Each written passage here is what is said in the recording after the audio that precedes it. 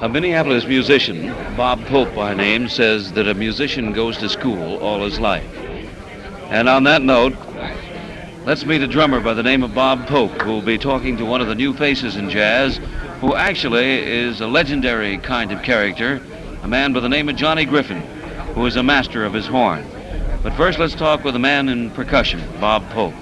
Bob, you made the remark about a musician going to school all his life, and that reminds me about a note that Dave Black, another drummer, made.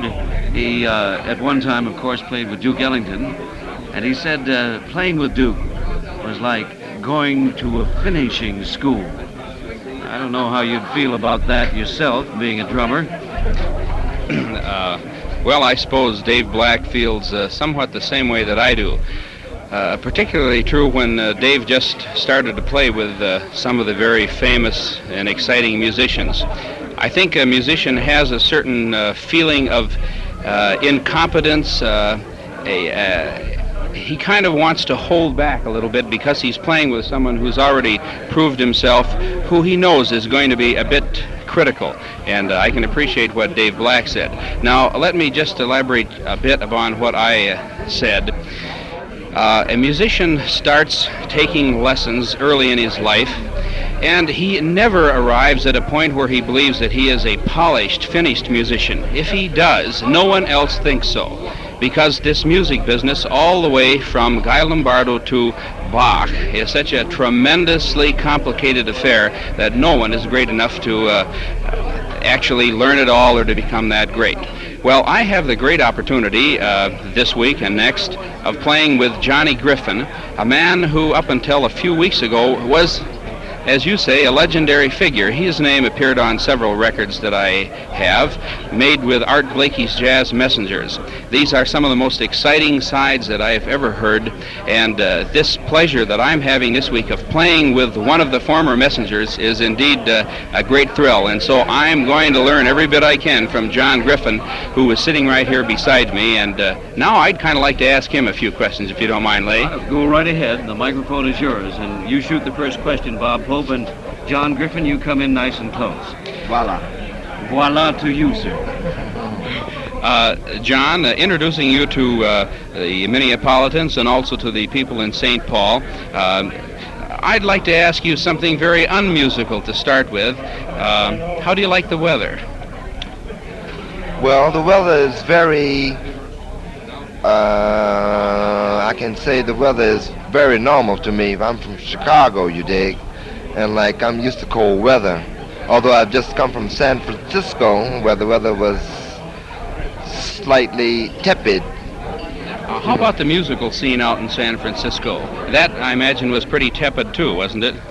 It was. There's some very fine musicians out in San Francisco, although at the present I can't remember the exact names of some of the very wonderful musicians that I met, because it was really a passing acquaintance, you know. Really, I made a few sessions there, you know, like in Bop City and things, but everybody's cooking out there. Would you tell us something about some of the latest albums that you've made that are now on the market that some of the listeners might be able to run out and buy? Well, number one, I made an album with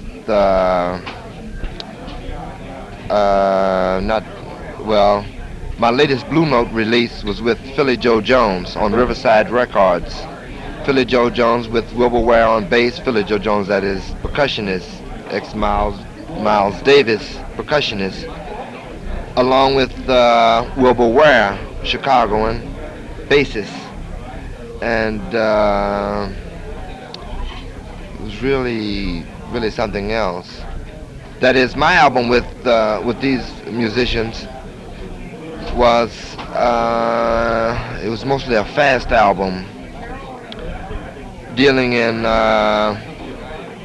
mostly rhythmical structures.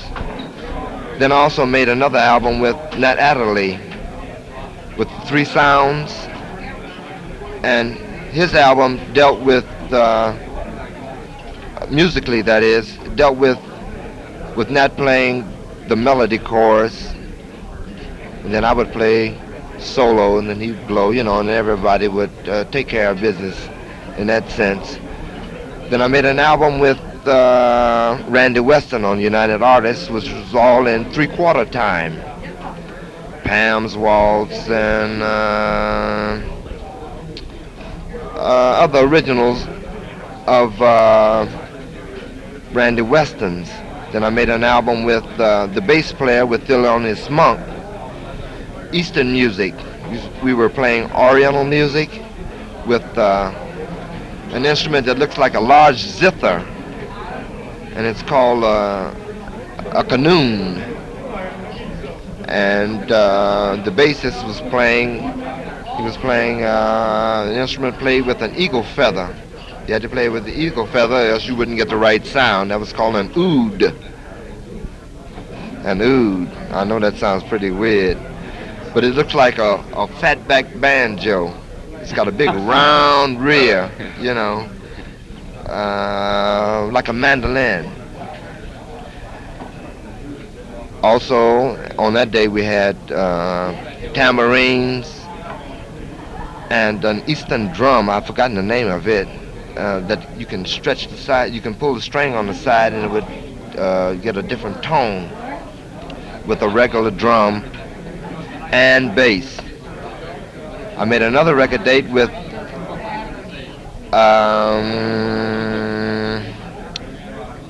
let me see, I made so many dates last summer I can't even remember. I made 2 dates with Thelonious Monk at the 5 Spot in New York City. One with drinks, both these dates were the same night. One with drinks and one without drinks.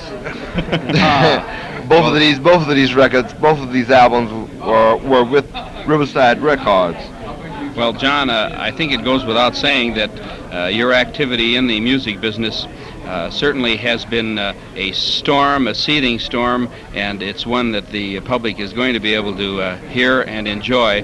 And after having worked with you just a few nights here, let me state as a personal testimonial that I have never enjoyed working with a musician quite as much as I've enjoyed working with you, for a variety of reasons, and I won't be so complimentary as to tell you all of them. Oh, please do that. But the thing about John Griffin, ladies and gentlemen, is that he loves music so much that he is willing to expend almost the last ounce of energy he has, and none of us, Herb Klein sitting here, Leigh Kamman, or myself, or Jim Trost, our pianist, or Jim Hughart, our bass player, have been able to find the end of this energy stream. But not just the physical endurance, it's the combination of energy and tremendous musical ability, hard swing, creativeness.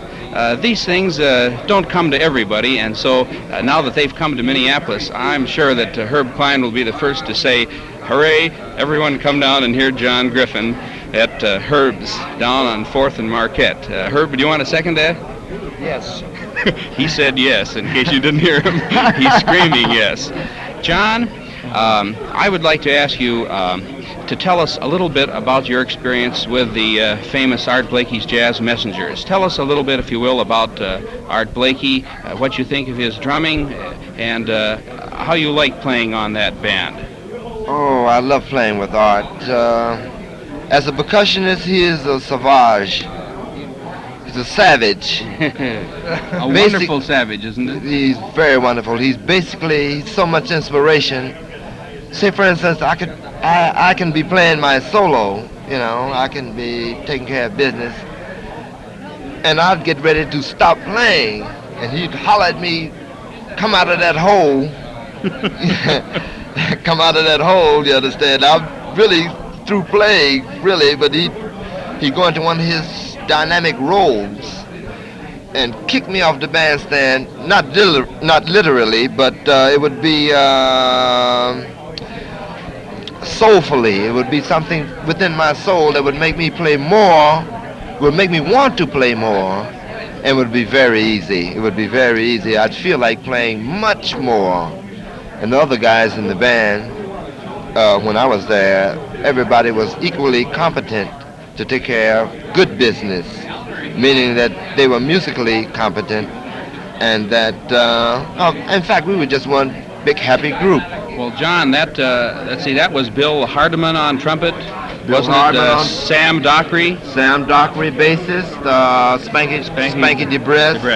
Yeah, bassist, yes. Sam Dockery, pianist, yes. yes.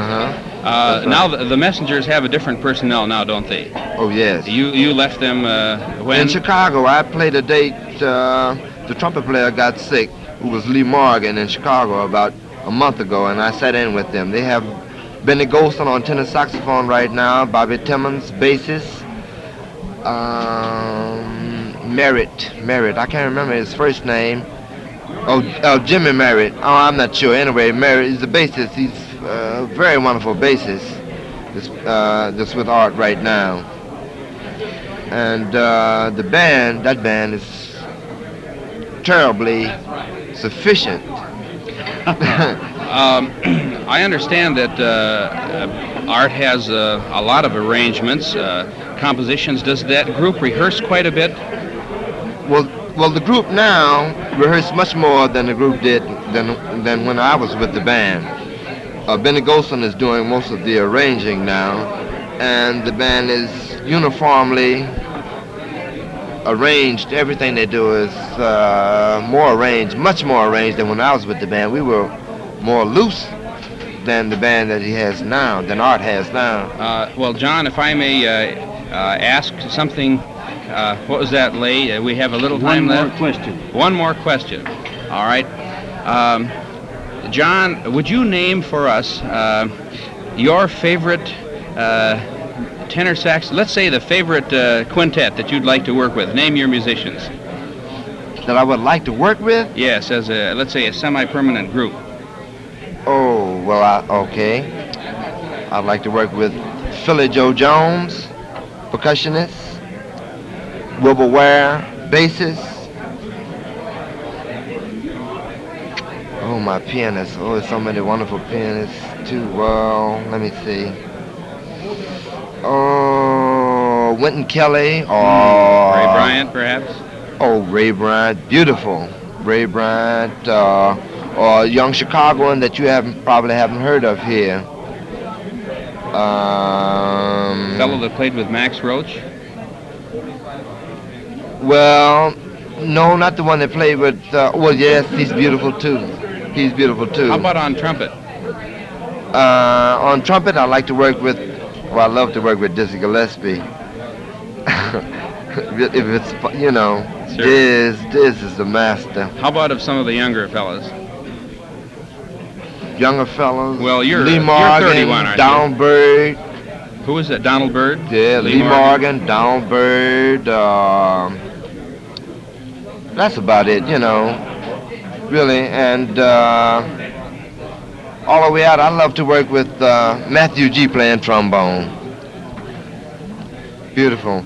But I love Minneapolis, and I dig you cats working there with me, man, because you're really taking care of business. Well, it's mutual. We're having a real ball, and we invite everyone to come down to Herb's here and see us and hear us, and we'll say hello. Herb's joint is crazy. Yes, it is, and we're cooking down here, and John Griffin and a couple of Minneapolis boys, and we're just having lots of fun. So come on down. We want you, please. Come on down and listen to us. Put on the pot. We got a big fire cooking here. Bring your vegetables with you. We have all the meat. We'll be doing that cooking, Johnny Griffin and Bob Pope. Conversations off the stand here at Herb's, the corner reserved for jazz. The musician has a chance to sit in and ask the questions, and Bob Pope, percussionist, currently appearing with Johnny Griffin at Herb's, has done the interview, and these off-the-cuff comments, spontaneous and straight from the heart, by a very true and genuine musician, Johnny Griffin. And long live vodka.